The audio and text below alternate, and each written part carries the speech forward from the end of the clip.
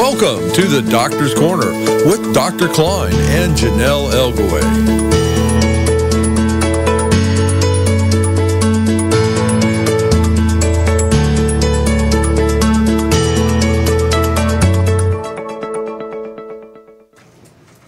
Good evening and welcome to the Doctor's Corner on Ka 360 Network. I'm Jonelle Elgaway and we are here with Dr. Kline. Welcome, Dr. Kline. Good evening. Good evening. If anyone would like to call in with a question this evening, you can do so at 415-915-2291.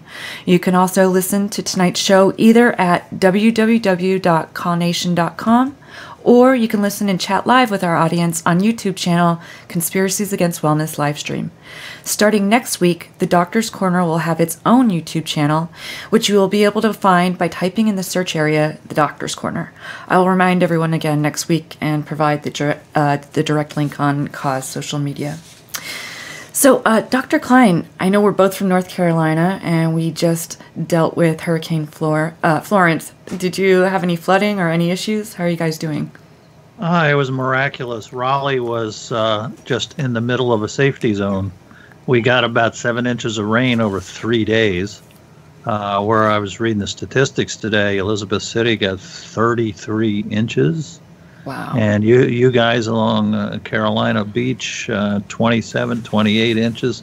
That's hard to imagine that much rainfall. A bad storm that we get during the summer would be maybe 1.5, 2 inches. So that's why everybody is still underwater. All the low country, it's called the low country for a reason. It's low. Yeah. And the reason it has rich soil is, guess what? It floods every once in a while. Sadly, if you live in there, it does not help it out. But the original reason for Mother Nature was to replenish the fields. Yeah.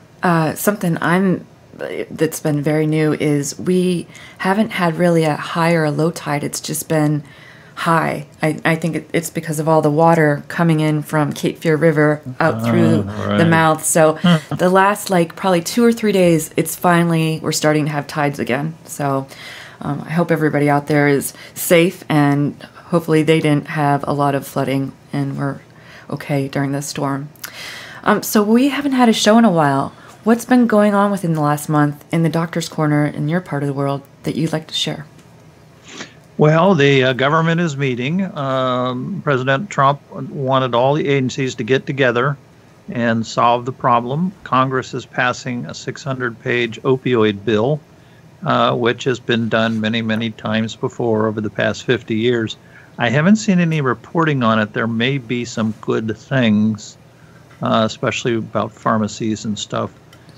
So we'll have to await the details, and the Senate is due to vote on it. So both of those things look like they may be positive. That's awesome. We could use that. So what topics did you want to cover tonight? Well, I wanted to talk about regulations. Nobody likes regulations. Oh, let's get rid of the regulations. The Russians had no regulations on building nuclear power plants. And that's why Chernobyl blew up and caught fire.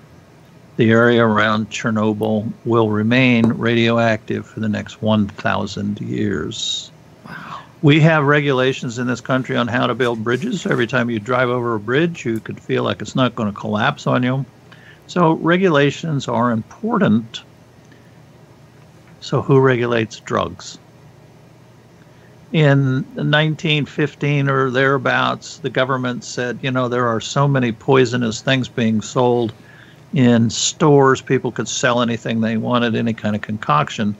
Congress said, we're going to start a new agency called the Pure Food and Drug Act, or the FDA, to regulate medicines. Mm-hmm. Later on, they began to regulate all medicines. So the bottle of aspirin in your store, or your prescription antibiotic, or your prescription pain medicine are all regulated by law through the FDA.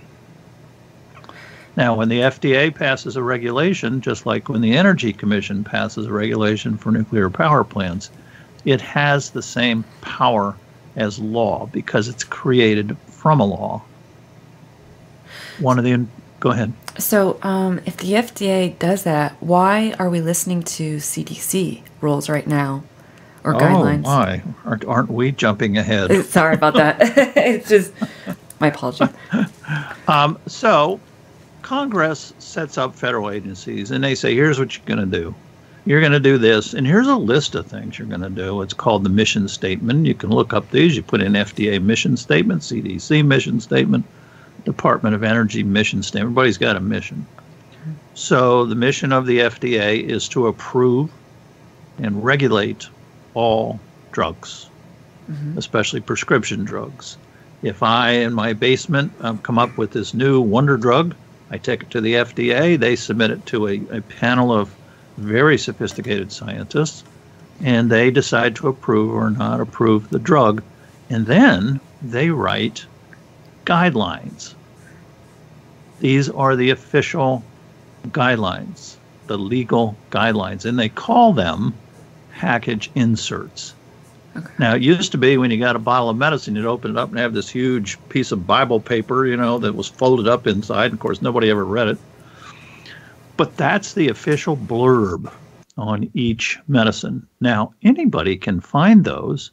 You can go to FDA and look up drugs, and you will get a copy of the package insert. FDA calls this labeling. That's their process called labeling. Really what it is generating uses, no uses, side effects, dangers, dose ranges, blah, blah, blah. So FDA makes the regulation for the use of prescription drugs. There are no other agencies in the federal government that are mandated and have regulatory authority or rulemaking authority over prescription drugs. Mm-hmm. So the question is, can other agencies write regulations about drugs? They really shouldn't unless they go to the FDA first. If I wanted to write a new regulation about our power plant that's about 10 miles north of here in Raleigh, I would have to go to the Department of Energy. I can't just write these things on my own. Now, more importantly, when you write a federal law or its regulation, the states cannot overrule that law. If a state doesn't like a federal law, it goes and changes it. Fortunately, our folks that wrote the Constitution, about 20 people, said that this is pretty important because if the federal government's going to make laws and then the states can just change them, we're going to have chaos. Right. In California, Governor Brown has written a state law about net neutrality on the web. I don't even understand it, but he wrote it, and the federal government is now suing him or suing the state of California, saying they have tried to nullify a federal law. So we'll see how that turns out. If a state tries to change the FDA package insert, they are trying to nullify a federal law. They can't do that, even though they have done that. Now, there's another neat book that we used to get free, all us doctors, called the PDR, which is called the Prescription Drug Reference, PDR, Prescription Drug Reference Book.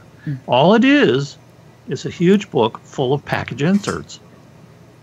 So when you thumb through there and you read a drug, you are reading the mantra from the FDA. Okay. So today, I was looking up Hysinglo, which is a long-acting hydrocodone in the family of Vicodin, right? It's a long-acting Vicodin. And lo and behold, guess what it said in there? There is no maximum dose for hydrocodone. Bam. Meaning what? Like, who's saying that there is a maximum dose? That's the FDA. Well, the FDA said there is no maximum dose. Now, we shift over to this letter that a colleague of mine got from the U.S. Department of Labor.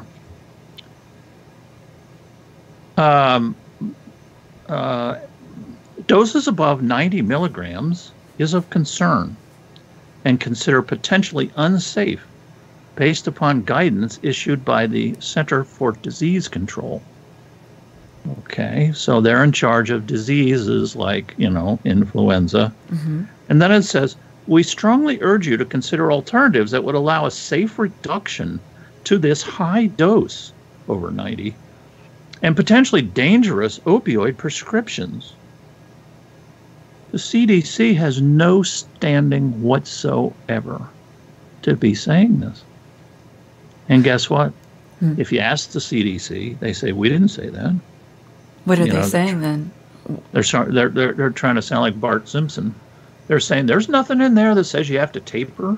People that are tapering are doing it on their own. Yet, if you look through the document for the number of times the word taper is mentioned, you'll find it's a huge number.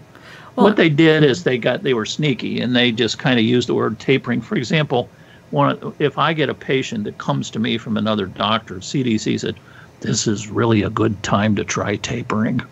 Right. Assuming the other doctor is an idiot, right? It's also interesting that in this letter, they want your analyses, specific treatment plan to reduce the high level of opioid medication. This letter accuses the doctor of negligence. Wow. Now, I get these letters all the time, and it just dawned on me the other day. One, they're using the CDC, which is they should be using the FDA, and the FDA says, hey, no upper limit. Well, but they're accusing me as a physician of negligence. Why would the insurance company be sending me a letter saying I'm giving somebody too much medicine? It's unsafe and dangerous. They just accused me of prescribing something that's dangerous to my patients. And what's happening because of this? What's happening is I send them back a letter that you probably don't want to read on the air. But so what's happening is the doctors are all caving in, going, "Oh my God! Oh, I better do this." This particular physician wrote them a letter back and said, "No, we're not doing that. We go by FDA." So basically, doctors can get out of this, and people can suggest to their doctors after people look up pdr.net, where you can get a copy of the blurb from the FDA, make a copy of it, underline the part that says there's no maximum dose, and then take it to your doctor and say, "Doctor, this is from the FDA. They're the only agency with the legal mandate for regulating prescription drugs. Why are you using this admittedly voluntary, stuff from the CDC? Who are they?"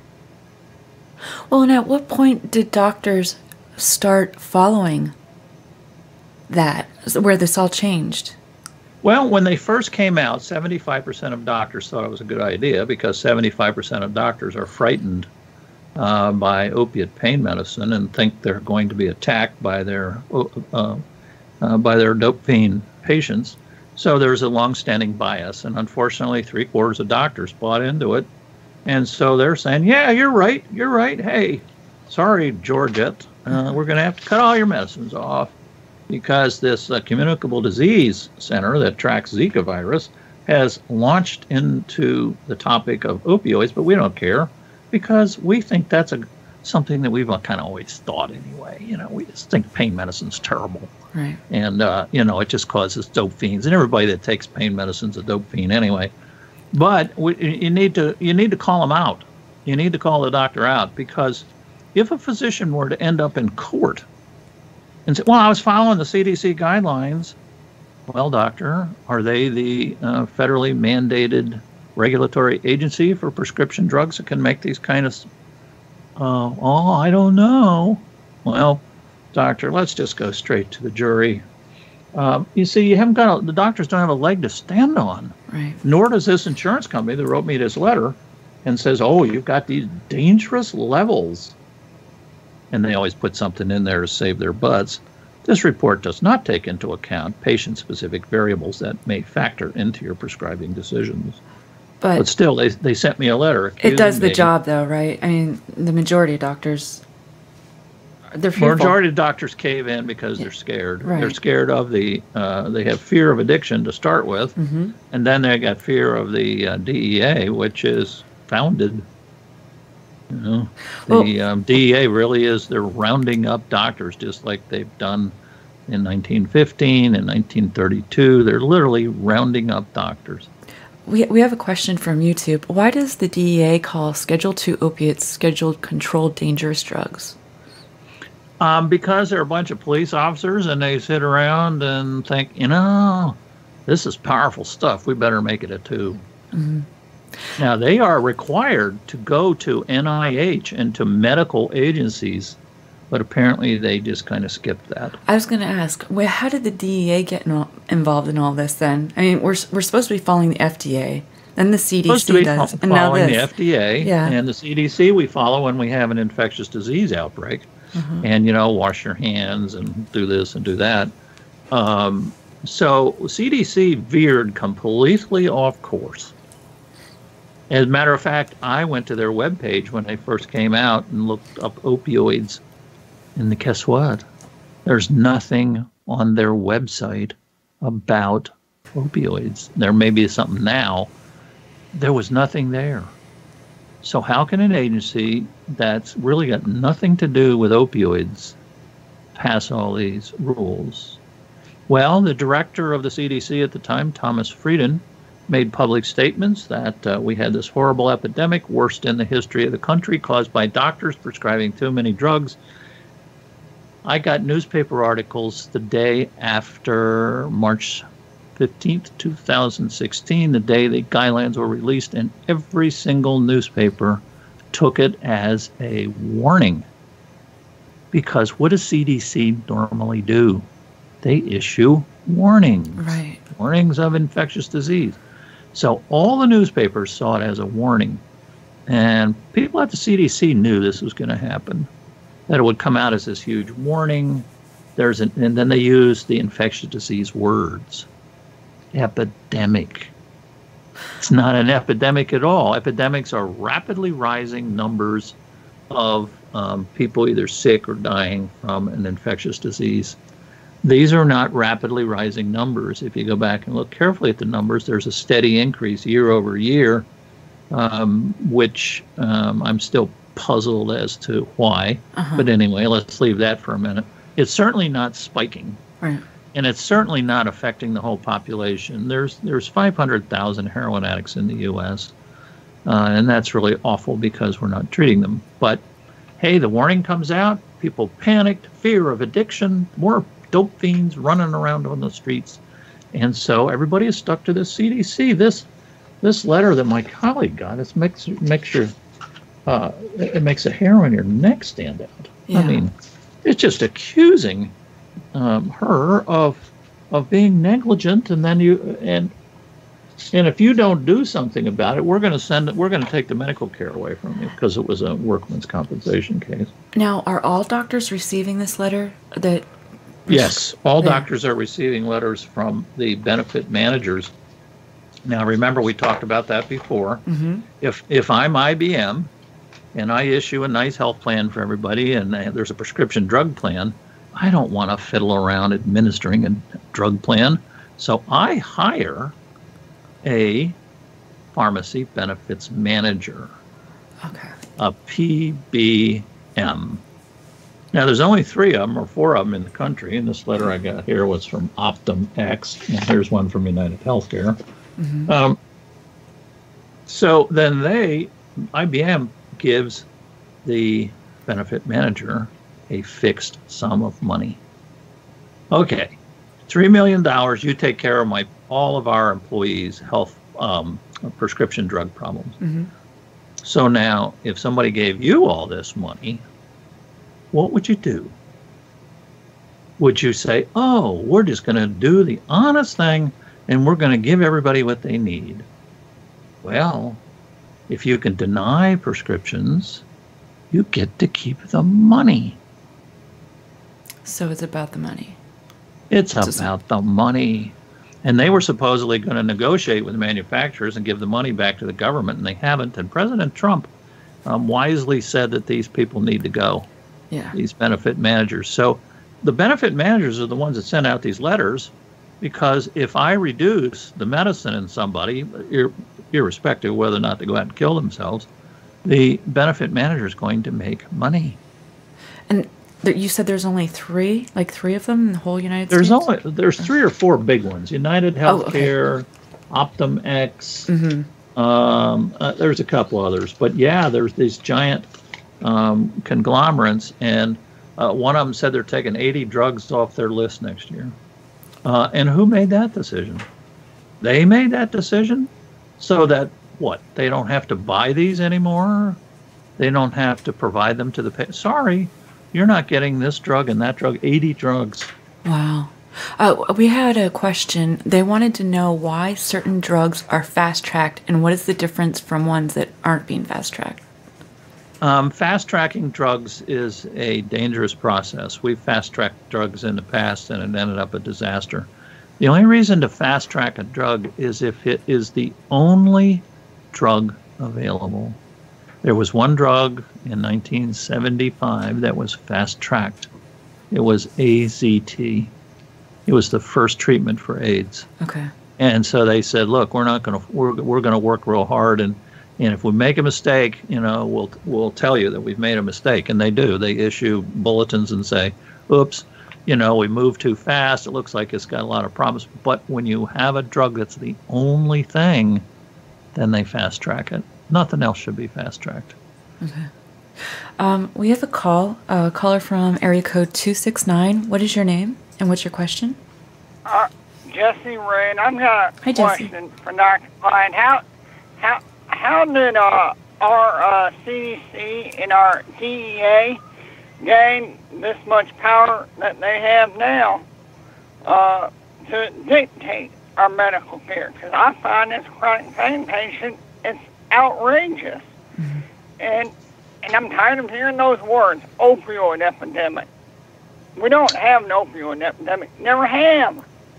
That's correct. If you look at the numbers, 1 year it went from 8 per 100,000 to 9 per 100,000, an increase of 1 death. These are in addicts now.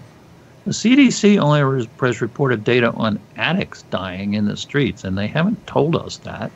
And they kind of create the illusion that, this is in the general population. Not true. Congress is at fault. Congress created the Controlled Substance Act under Richard Nixon to catch his political enemies, and then created the DEA to enforce the Controlled Substance Act. That's odd. That is. When you have the FBI, they're there to protect and serve, not enforce one particular law. So the law has gotten way, way, way out of control. It's been amended so many times that it's hard to even recognize it. But the DEA operates under that law and makes their own regulations, because they can make the regulations because they are the agency with the designated authority. The CDC is just wrong. They had no business doing this, and they've created a horrible, horrible mess, and they refuse to back down. The director of the division, a Dr. Deborah Horry, Houry, MD, if you want to write her. Public employees all have emails, and let her know what you think. And then she just keeps saying, wait, we didn't say that. We didn't say to have to taper. It's not our fault, it's the doctors. Well, you know what? When you pitch a match out of the car window and it sets the forest fire up accidentally, it's still your responsibility. Right. Now, who actually wrote these CDC guidelines? Because if the CDC isn't supposed to be doing that, did they actually do it or no? Like, who? Well, they hired consultants. The consultants were from a small group of doctors called the Physicians for Responsible Opioid Prescribing. Actually, it's the Physicians for Reduction of Opioid Prescribing. Very small group of people, maybe less than 25 or 30, all who believed that pain can be managed with thought and with other things, that the drug is way too dangerous to use, causes addiction and causes overdose deaths, which is true, but in very, very small amounts. That's what they didn't tell anybody. And so the CDC guidelines, half of the people writing the guidelines were from this group. You made an interesting point about, overdose. And one of the biggest questions that we always get that people have been asking, is it easy to overdose on prescription pain medication?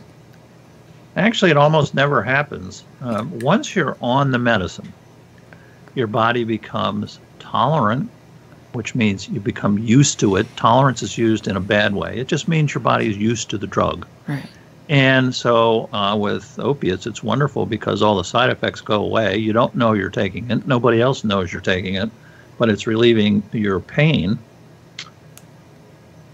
So if it's difficult to achieve overdose on pain medication alone. It is. And I've just been currently researching that. And it's actually information that's hard to get. What I'm looking for is people who tried to commit suicide with pills. Okay. And it turns out only 2% succeed. Really? So that means that 98% of people are trying to kill themselves with pills and it's not working.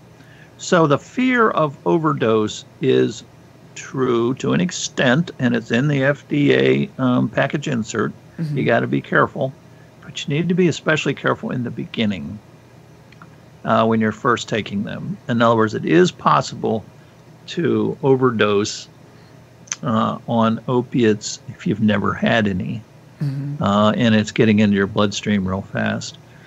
Is it worse with benzodiazepines? Yes. In the addiction community, it's worse. Why? Because they take too much. Okay. In the addiction community, they take whatever they want, but they are well aware of the fact that it's dangerous. And I think it enters into a lot of suicides in the addiction community. And we're talking about opiate addiction now, type 2 or type B addiction. Mm-hmm. And if somebody wants to kill themselves, then they know how to do it because they know it's dangerous. In other words, if a person wants to kill themselves and they know there's a gun upstairs, then they'll use it. So in the addiction community, if you've just had it and you just don't want your life to exist anymore, you know that taking a lot of benzos with your heroin and some alcohol will do the trick. So the fear of overdose is not based on science. It's based on fear of addiction. Handing out Narcan to people is a complete waste of money. Mm-hmm. I asked 5 veteran pain doctors who've been treating for decades how many of their patients overdosed, and the answer was none. I also have some 5 articles that I've just reviewed about about people dying with opioid-related deaths. Now that means somebody just has the stuff on board and they've died. They don't even find out whether or not it was a suicide. The overdose death rate in the general population is 0.2%. In the addicted population, the overdose rate is 2%. Okay. That's a 1,000-fold difference, or 100-fold. But anyway, there's a huge difference. So why is there this fear if this is not even real science? Like there's nothing even to back it up. Fear of addiction, phobia, is driving the policies, driving creation of laws, fear of addiction. Do you know during the 50s when people had fear of communism, mm-hmm. they passed all kinds of unconstitutional laws. Yeah. Conspiracy, because you go to a meeting or something of communists now, you can be charged with a federal crime of conspiracy. It's kind of like the old 1950s movies when you had invaders from outer space. Mm-hmm. What did they do? They called in the army, right? Blast them out of the sky. And of course, it never worked. So fear of addiction is like fear of communism. You lose your reason. You lose all your critical thinking. You don't want to listen to people who exhibit reason and critical thinking because you're so afraid.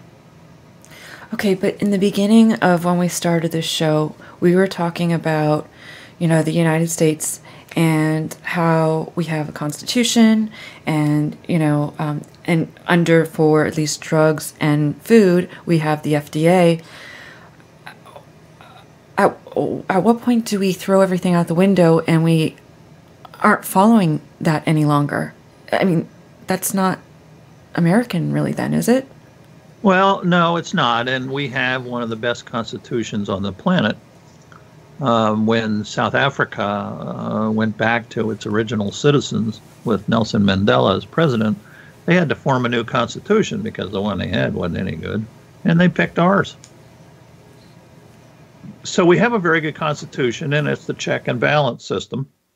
For example, there's some concerns about Supreme Court justices.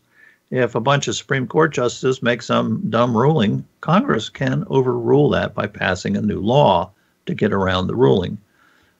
If a president gets out of hand, they can be impeached. If Congress gets out of hand, the president and the courts can intervene. So what we need now is the courts. The courts need to help straighten this out.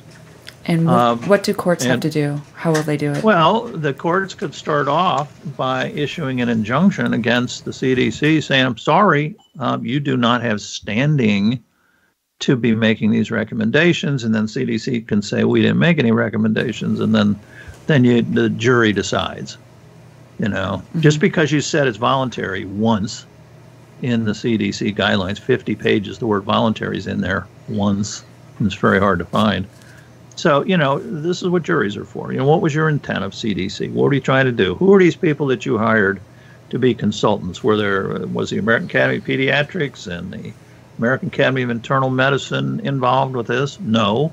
So you're making recommendations about prescription drugs, and you didn't really have anybody on the panel who's a practicing doctor or representing a group of practicing doctors? No. Was anybody on the panel from the AMA? No. So what were you up to? Right. And if a federal court judge says this is dangerous, which it is, then the federal court can issue an injunction and stop this. But you see, the fear of addiction is pervasive. Judges, lawyers, presidents, legislators, your next door neighbor, the pharmacist, the insurance company that's paying for your drugs. Everybody is so afraid. So, wow. That's why we're on the air. We're trying to teach people what the facts are. I'm not paid by anybody. I don't belong to any associations. There's nothing in it for me to be sitting here doing this, other than the fact I'm a practicing physician and I see thousands upon thousands of people harmed indelibly. This is the worst medical tragedy in the history of the United States because it was done on purpose. There have been terrible medical tragedies, the Black Plague, the influenza outbreak in 1916 or whenever it was, but they weren't on purpose. This is being done on purpose. And on purpose because of money? Or no, not money. It's just fear and belief that people who take opiates are automatically going to addict soon, which is not true. They're going to overdose in your front yard, which is not true. So they take all the addicts and they say, well, if all these addicts have these problems, then this would apply to anybody who takes opiates. Yeah. Well, that's kind of ignorant. I mean, how can that be? You can't generalize, I mean, some guy robs a convenience store, has tattoos and a ponytail. You can't assume that all people with tattoos and ponytails are robbers of convenience stores. But that's how the thinking is done. Did you watch 60 Minutes this past weekend? No, I don't watch television. Okay. I usually don't either, but when they talk about the opioid epidemic or talk about something with that, I always just pay attention to see what mainstream media is talking about. Yeah. And they, I was watching with other people that only listened to what mainstream media was. They didn't understand everything else. And the biggest thing that I noticed is everything that they're talking about was past stuff, like 2009, 2010. I mean, that's already 8 to 10 years ago, I mean, if our mainstream media is pushing this stuff out, at what point did they start doing that too? I mean, at what point did they start putting stuff out there that has no merit of any backup? I mean, I'm not going to say the majority of it was about having the pill mills down in Florida. That's what they talked about. And then they had one of the bigger doctors that they, that got in trouble and I guess is going to prison for like 146 years. I don't know, something like that. But at what point, I mean, is that part of this? At what point is all of this like working together and becoming an issue? And who's going to say, okay, there's no research backing it up, or this is not current? At what point does somebody stand up and it changes that can do that? Good question. There are very few physicians who are behind this. When you tell people, for example, that there's never been a case reported of an addiction occurring in the 10 million people who take chronic opiates, I mean, they look at you like they just don't believe you. And then when you say, well, can you show me some studies, because I'm still looking, of people becoming addicted while on opiates, they just walk away. You see, this is how fear works. Okay. Fear does not involve reason. And so when you try to reason with somebody, this is why courts are handy, because courts see things clearly and they say, hey, stop doing this. This is dangerous. It's really sad that, we have so many people killing themselves. The CDC says, the suicide rate's rising. The suicide rate's rising over at the VA. But nobody is mentioning the fact that a lot of people who commit suicide are doing so as the ultimate pain control. Mm-hmm. Nobody is coming up with this. I just read CDC's blithering report on the rising numbers of suicides, and they know very well, because they've seen the list. They know very well that people are killing themselves, but they don't do forensic evaluation. You don't just report that somebody's killed themselves. You go and you study the case, and you talk to people, and you talk to relatives, and you do an investigation. That's how responsible scientists do it.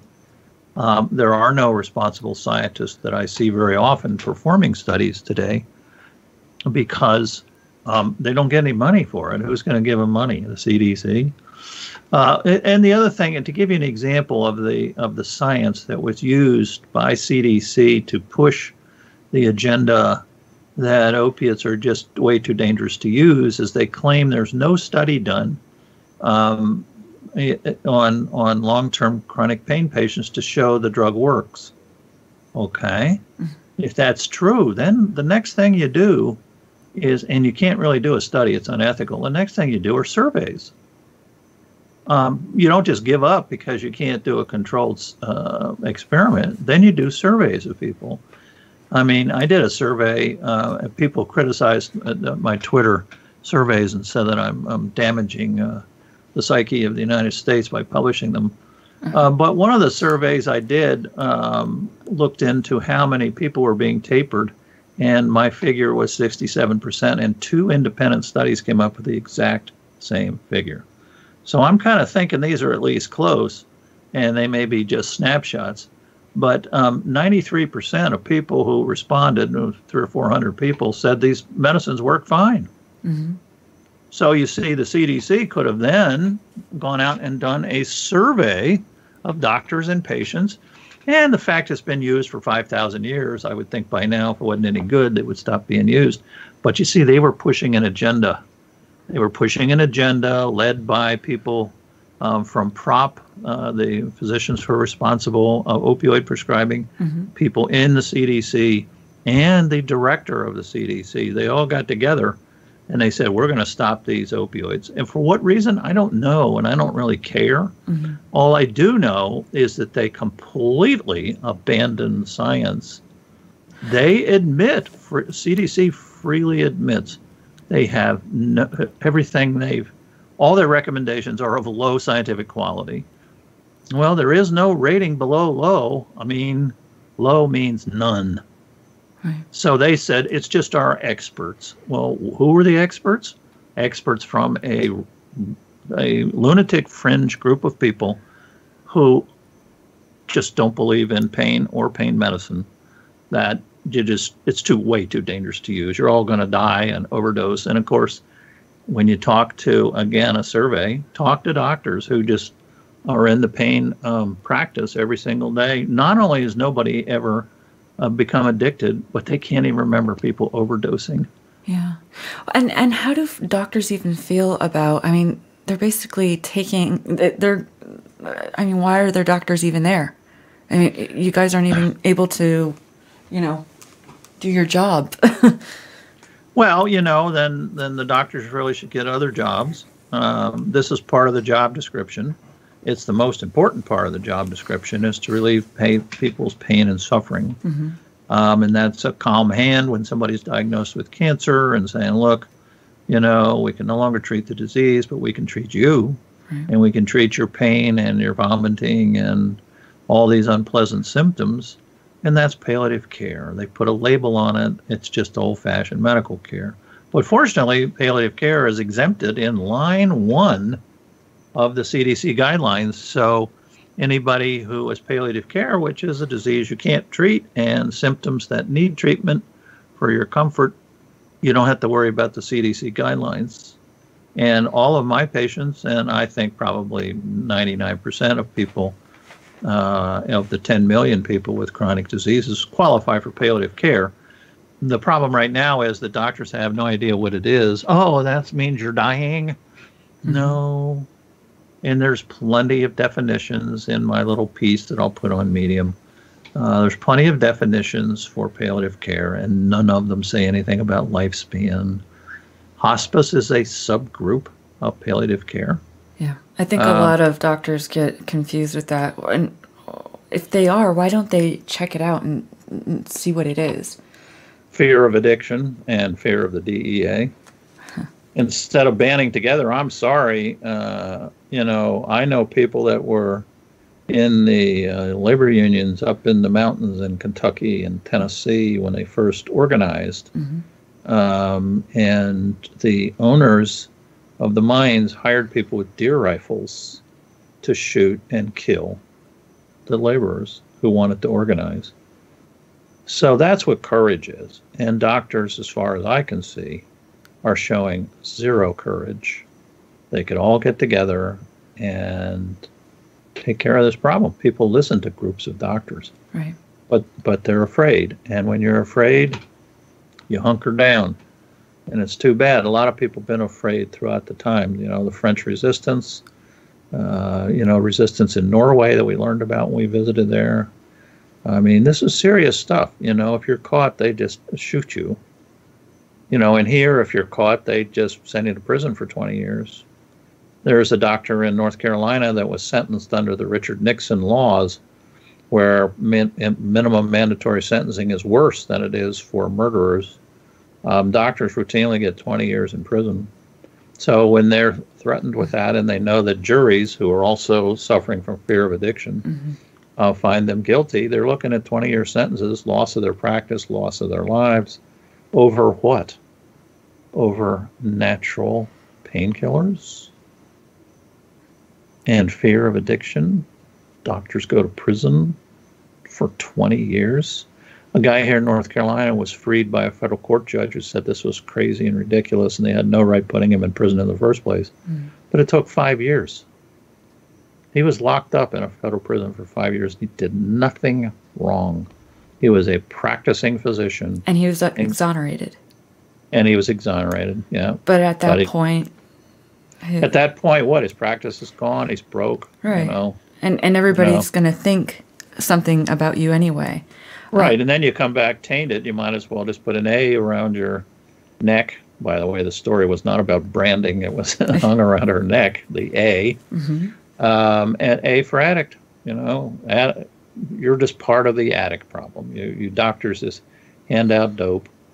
And, of course, that was the problem back in 1915 when they started rounding up doctors for giving addicts dope because it caused them to become immoral. Mm-hmm. So here was this doctor handing out stuff to make them immoral. They were perfectly okay until this doctor gave them something to make them immoral. An opiate. So they stopped prescribing. Wow. You know, just like they're stopping now. No different. 100 years has gone by and we're still doing the same thing. So the other thing we get asked a lot on questions is, okay, so they want to take away pain medication. Is there anything to replace that actually that works? The only other pain medicine we have is Tylenol. Right.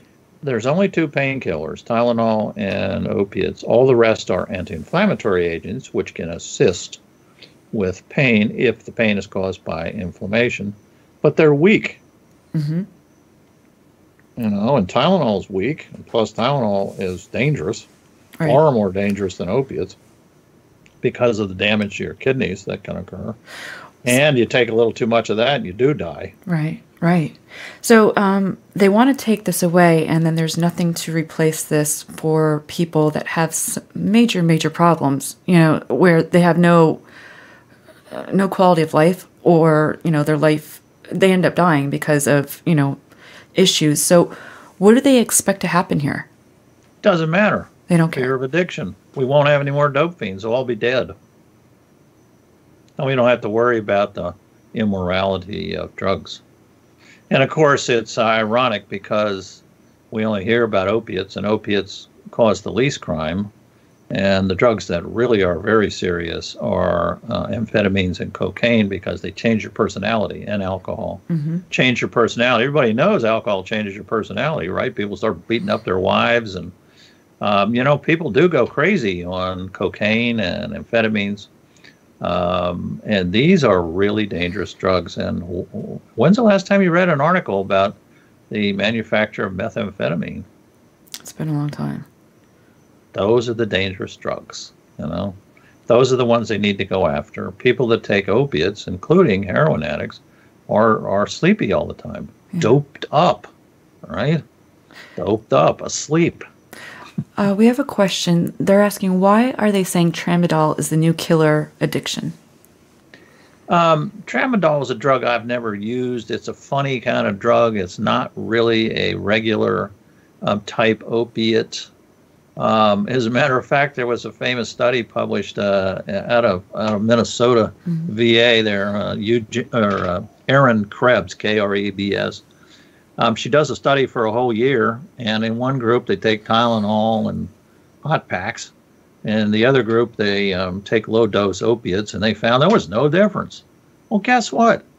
She used tramadol, which is a narcotic, in the Tylenol group because it's not an opioid, right? Uh-huh. Oh, is that trying to pull the wool over people's eyes? So she had two groups, basically, of narcotics comparing one another, and they came out the same. So tramadol is a drug I don't use, and so I don't really want to comment too much on things I don't know about. I know it's different, and there's a lot of side effects. Mm-hmm. And David Jurek up in Canada, anesthesiologist who wrote the Canadian guidelines, he and three other people, based on the CDC guidelines, and Dr. Jurek is another prop member. So anyway, he does have a stance against tramadol and feels that it probably shouldn't be used. It's got too many other funny problems. I think he's right. Mm-hmm. Now, why are they starting to point fingers at benzos as well as gabapentin, Lyrica, what else is going antidepressants, I believe. There's a whole bunch that they're going after now. Well, there's a warning, but on the FDA, the official package insert, if you're going to give these narcotics, be careful when you give any other medicine that has sedative properties. Okay. That'd be antihistamines, muscle relaxants, sleep medicines, tranquilizers, anything else that causes sedation, because narcotics cause you to sleep. That's what narcosis is. Narcosis means to sleep. So the narcotics make you sleepy in the beginning if you take too much. And these other drugs can have additive effects, so be careful. Well, this is like all the warnings on every drug that we prescribe. There are no drugs I know of that I prescribe that haven't got some FDA warning. Be careful. I mean, that's their job, right? Be careful. Don't give these two together. And it's real helpful. And it goes into these little computer programs we have for drug interactions. We just plug in the name of the drug and it pops up and says, okay, don't give this, because you're going to change the blood level of the other one. Well, these are the same kind of warnings. In other words, go slowly. Add the Valium slowly or whatever, and if there's no sedation, you're fine. So more fear of addiction, more reporting of overdose deaths in the addiction community from CDC, not from the normal community, which basically has no or little overdoses of any kind. There's lots of people taking both drugs. So basically, doctors are being real careful, in spite of what everybody says that we don't know what we're doing. We do. But again, as we mentioned before, the people in the addiction community know that big piles of heroin and big piles of benzos together are going to be a problem. And yeah, there's data on people who die in the addiction community. That's the CDC data, addiction community, have high levels of benzos and high levels of narcotics. Well, they're like 10 times higher than people who take them, given to them by doctors. So technically it's a warning, but just like it's technically a warning that you don't drink wine with certain anticonvulsants. And there's lots of little warnings like that. So it's just one of those. Do people die from overdoses of benzos and narcotics in the community? Probably not. The studies I'm reviewing, I calculated what the natural suicide rate would be expected, and it's very close to the number of overdoses that are being presented in these studies of non-addicted people. Remember, that's two 0.02% versus 2% in the addicted population. So these are not the same populations, and you cannot draw the same conclusions. That's a very bad thing to do in science. If you study diseases in hogs, you don't apply it to giraffes. Okay, which should they be applied to? How should it be then? Well, it should be separate. In other words, I'm about ready to present some data from studies done in the non-addicted population and discuss what the rate of death is and whether or not they could have been suicides. And none of them actually looked into the cause of death. All they were is people who have died, and the coroner decided it was due to the drugs. And coroners are notoriously, how should I say it, show a lot of differences between coroners. So if a coroner comes across some poor guy with ponytail and tattoos dead in his apartment, and there's prescription bottles there, and they have a high blood level, died of overdose. And they're not even checking to see what exactly they died from? Yeah, because they need to do full autopsies. People in the addiction community receive no medical care. Right. I mean, the man could have died of a systemic fungal disease, hepatitis C, all the other diseases addicts get because they don't receive medical care. So, but they just assume, fear of addiction, another doper dead. And so then that's what they write on the death certificate. Death certificates are notoriously bad, and scientists do not recommend using death certificates in any kind of study because they're so wrong. And I can tell you, I filled out death certificates. A lot of times you don't know for sure because we don't do autopsies. We're not positive. But if it comes to dope, hey, yeah, that was definitely a dope death. Put it down there, George. Interesting.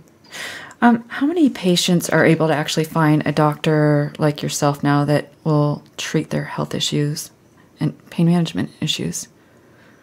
There's only the surveys that have been done, mine and 2 others, that 75% of people are undergoing reductions. Therefore, there's only 25% of doctors left. And then if they start taking on a lot of people with painful disease who've been dumped from other practices, then they go on a list. Guess what? CMS, our Medicare and Medicaid, is secretly collecting data on doctors and making a list of the highest prescribers. So if you have a gigantic pain practice that you've taken on all these pain refugees and stuff, now you're on a new list. Right. Then the DEA goes, oh, he's on the top of the list. And you get rid of the person on the top of the list. And then there's another person that pops up. Oh, get it rid. Pretty soon you have a list with one person on it as the highest prescriber. Right. And, go get them. Well, and now they're also doing that with patients too, with like Narxcare, right? Yeah. And that's where they're basically putting a number to each patient of how much. They're giving patient bad scores, and of course that also reflects on the doctor. Mm-hmm. That's accusing the doctor of malpractice. Narxcare, which is making about $150 million a year selling these software programs to legislators that don't have any doctors making the laws, are based on the CDC data from addiction that we know is off by 1,000-fold. 1,000-fold. Do you know what 1,000-fold is in a percentage? CDC loves to make percentages. It's 10,000%. Wow. So the data is off at Narxcare by 10,000%. So they are going to over classify people as addiction risks who are in the wrong population. Now, if they were out seeing people with addiction disease, these would be fine. Mm-hmm. But they're not. They're seeing the non-addicted general population that has a whole different data set. So they have made a huge, unforgivable scientific error of trying to apply a study from one population to a different population. Well, we're going to wrap up here. What would you like the audience to go away with this evening? Well, I think that you need to start asking your doctor why they're not following the FDA guidelines, because those are the legal ones. Those are the ones mandated by an agency with regulatory authority. CDC does not have regulatory authority. Mm-hmm. And why are you following an agency that's second is advisory? Let's say the CDC is advisory. The FDA is mandatory. That's by law and regulations. This is what we do. The CDC is advising people. It's voluntary. So if you have palliative care, don't follow them. And you have a choice. A doctor has a choice. Either you follow the FDA guidelines that do not put limits on the amount of opioids, no limits. Here the paper said I just read you, it's over 90 milligrams. That's not what the FDA says. So you need to start telling doctors that you would prefer if they follow the FDA guidelines. And then you can look up your own medicine in the pdr.net and get a copy of the FDA package insert and read it yourself. You can read it. It's tedious. And then highlight the part that says there's no maximum dose, or it's okay to titrate this drug, or you can't find any maximum dose anywhere. And then pull it on Tylenol or an antibiotic, and you'll find that there are maximum doses. And say, doctor, why are you not? This is the law of the land. The FDA is the law of the land, and it doesn't specify a maximum amount. Why are you doing this to me? Well, thank you, Dr. Kline, for joining us this evening. You're more than welcome. And I want to thank the audience for taking some time out of their evening to join us here at the Doctor's Corner. And don't forget to join Dr. Kline and I on our new YouTube channel next week, The Doctor's Corner. You'll just put in the search button, and I'll remind everybody on social media as well. I'm Jonelle Elgaway, signing off until next Tuesday. Everybody have a great night.